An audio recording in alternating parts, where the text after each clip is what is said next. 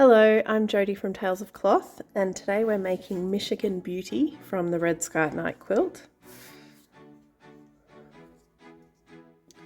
Today's quilt is pretty simple. I've decided to colour mine in just like the image on the label, and I'm going to show you some little tricks that I use so that I don't have to keep track of making sure my diamonds are sewn together in the right way.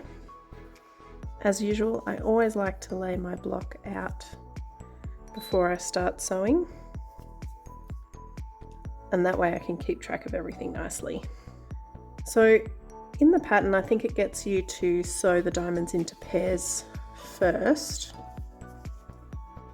and then sew them into half stars, which is generally how I always make half stars. But because we've got our colours in set places, it means you have to make sure you sew some together in this way and some together with the blue on that side. So instead, I'm going to sew the green ones together first, and then I'm going to sew the blue ones to the outside.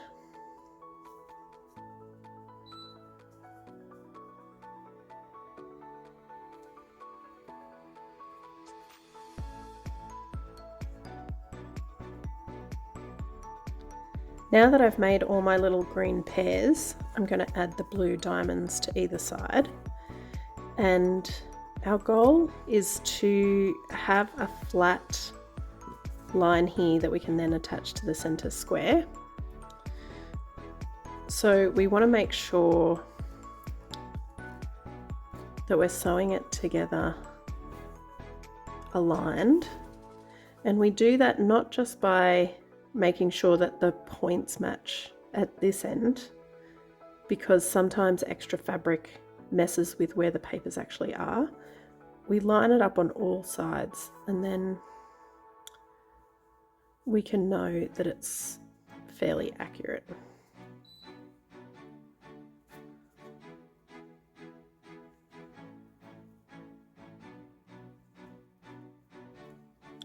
When I get to the end of the seam,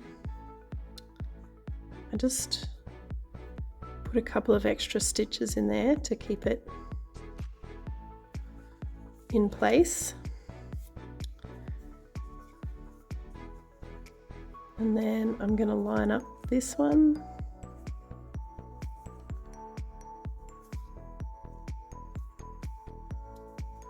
Move the tails out of the way. And keep stitching.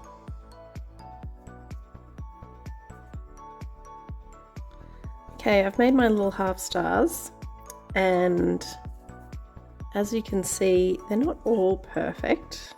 This is probably my best one. This is probably my worst. But I'm not going to worry too much, because by the time we sew them around the square, we're just going to budge the shape up a little bit into place. Now, it might create a little bit of buckling, but once we take the papers out and press them, it'll be fine.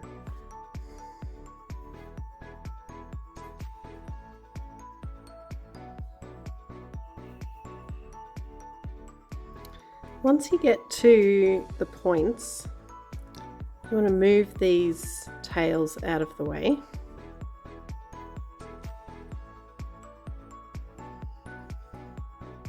And I've kind of stitched as far as I want to go there, and then we want to move the focus to this one.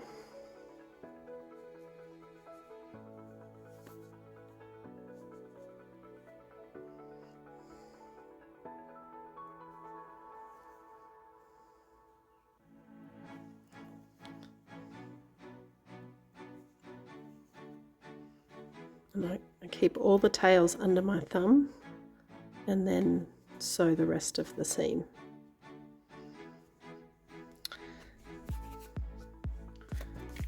So that's the first half star sewn to my square, and you can see hopefully it's a little bit buckly in the middle there, but that's all going to relax after removing the papers and pressing.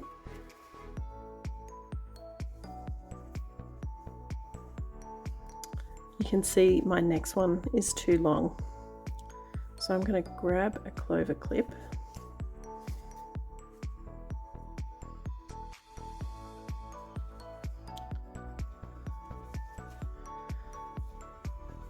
Okay, so now I'm going to start in this corner and gently spread out that excess across the square.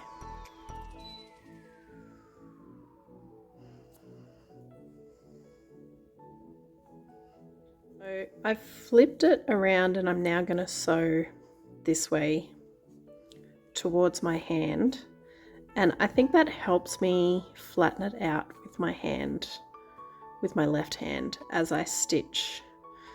And so that's really the only thing I'm doing to flatten out the diamonds to keep in line with the square.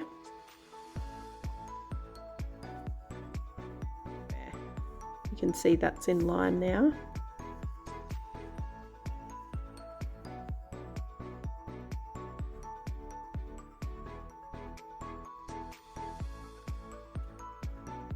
And I just put a couple of stitches in the corner before adding the next one, and that's how it looks. Okay, now I've added all my half stars around the center square, and in order to make it easy to sew the next part, I'm going to take this center square out.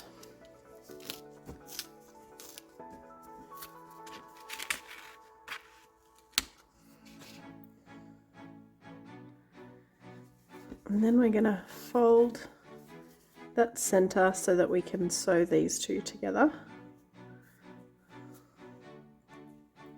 And I've still got the thread attached, and I'm just going to continue up this seam.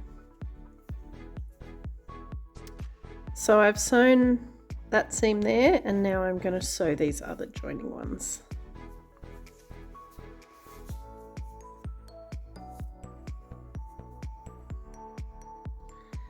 So now that I've sewn this center part of the block together, I'm going to add the outside round of triangles and squares.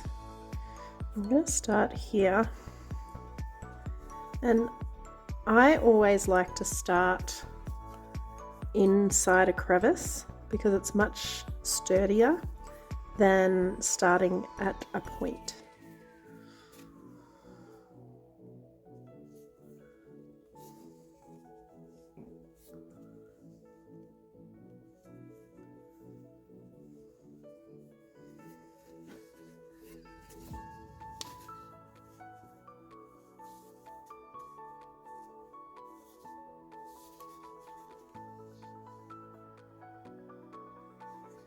And here's my finished Michigan Beauty block. It's a little bit buckled, but as soon as we take those papers out and give it a press, it's going to sit beautifully.